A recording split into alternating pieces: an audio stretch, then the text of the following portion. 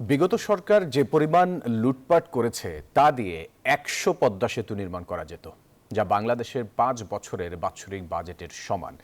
এমন মন্তব্য করেছেন বিএনপি স্থায়ী কমিটির সদস্য ডক্টর আব্দুল মঈন খান। সকালে জাতীয় প্রেস ক্লাবে জাতীয়তাবাদী ব্যাংক বিমা পেশাজীবী পরিষদ আয়োজিত আলোচনা সভায় তিনি এসব কথা বলেন। তিনি বলেন, সমাজ থেকে দুর্নীতি উপড়ে না ফেলতে পারলে কোনো সংস্কারই কার্যকর হবে না।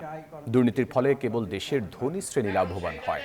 তিনি আরও বলেন, শহীদ প্রেসিডেন্ট জিয়াউর রহমান কখনো দুর্নীতি করেছেন তা কোনো সময়ে বলতে পারেনি আওয়ামী লীগ।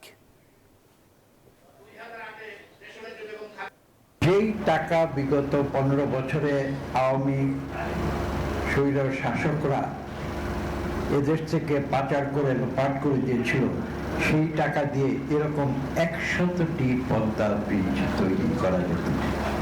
যে $234 বিলিয়ন